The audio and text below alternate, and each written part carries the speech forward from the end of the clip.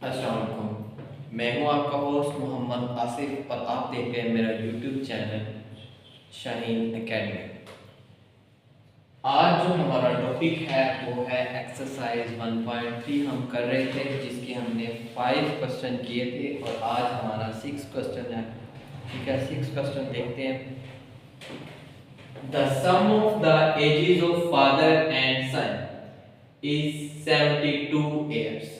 ठीक है, मीन के फादर और सन की एज का सम क्या है, वो है 72 ईयर्स। एजेस नहीं बताई हुई, हमने खुद से लेट कर दिया। ठीक है, 6 ईयर्स अगो मीन के 6 साल पहले the father age was 2 time the age of the son, age of the son. What was the age of son 6 years ago, 6 साल पहले बेटे की एज क्या थी। ठीक है, ये हमने फाइंड करना है। ठीक है, लेट करते हैं। Let age of son is equal to x, age of father is equal to Y.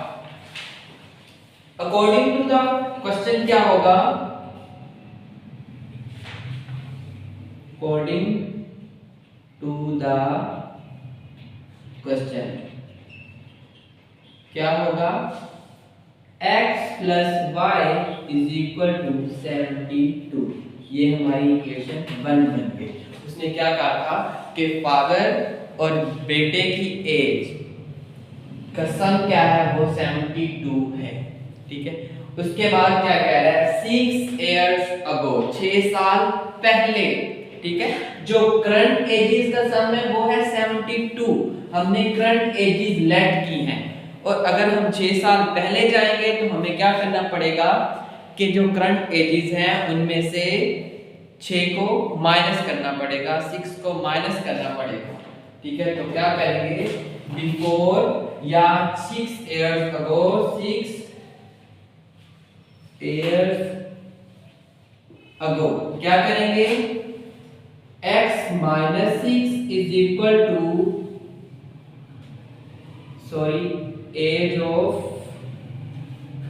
Sun, x minus 6 हो जाएगी, age of father y minus 6 हो जाएगी। ठीक है, और अकॉर्डिंग टू द क्वेश्चन क्या है, टू द क्वेश्चन क्या होगा कि फादर की जो एज थी 2 टाइम्स ज्यादा थी, मीन कि अगर बेटे की एज को 2 से मल्टीप्लाई करें तो वो बाप की उम्र के इक्वल आएगी। ठीक है, तो हमने इक्वालिटी फाइंड करनी है, x माइनस 6 को हम मल्टीप्लाई करेंगे 2 से तो वो y माइनस 6 के इक्वल आ जाएगी। ठीक है, इसमें से हम क्या करेंगे, मल्टीप्लाई करेंगे 2x minus 12 is equal to y minus 6, 2x minus 12 plus 6 is equal to y, 2x minus 6 is equal to y। हमारे पास y की वैल्यू आ गई। ठीक है, इक्वेशन 2। ठीक है, अब y की वैल्यू को अगर मैं इक्वेशन नंबर 1 के अंदर पुट करूं, put value of y in equation 1, मैंने 1 के अंदर पुट कर दिया, x plus 2x minus 6 is equal to 72। ये वाली वैल्यू मैंने इस इक्वेशन के अंदर पुट किया। ये 3x हो गया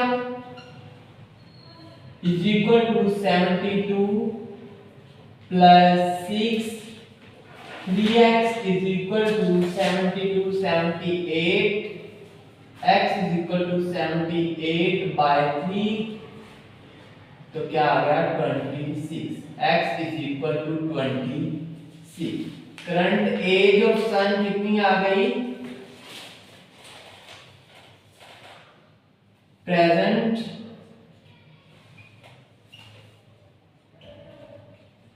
as of son is equal to 26 and 6 years ago क्या आ जाएगी? 6 years ago is equal to x minus 6, तो क्या आ जाएगी 26 minus 6 is equal to 20। 6 years ago कितनी आ गई? 6 years ago the age of sun is 28। 6 साल पहले बच्चे की उम्र क्या थी?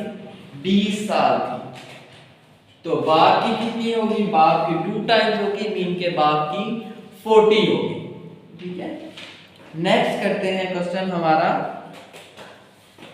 मेरा क्वेश्चन नंबर 7 है। मेरा सेल्स अ टॉय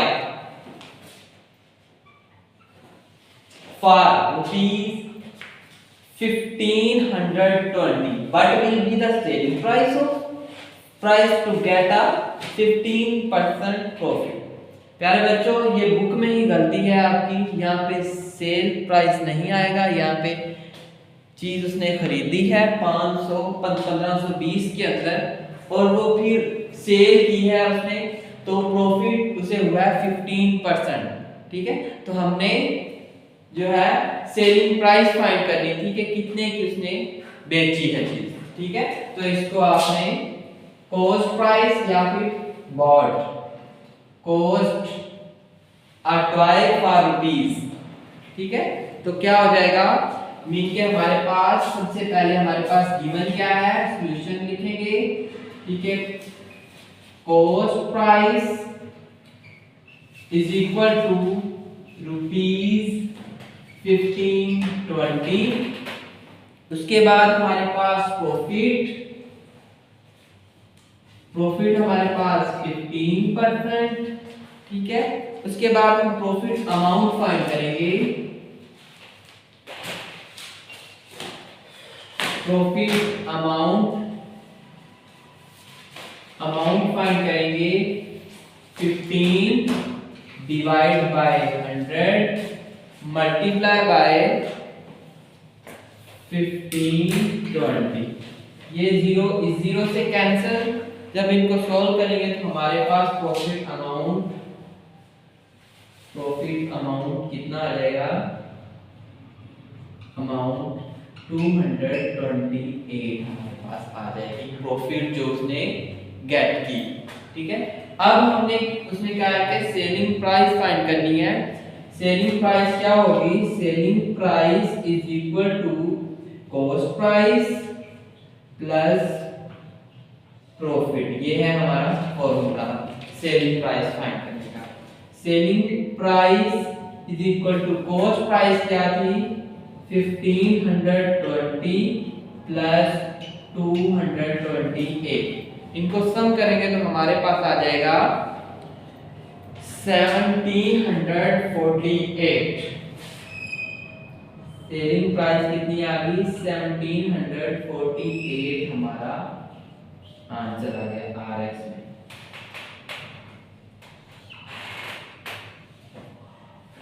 नेक्स्ट जो हमारा क्वेश्चन है वो है, नेक्स्ट हमारा क्वेश्चन है question number 8। The annual income of the year is ₹9,60,000 while the exempted amount is 1,30,000.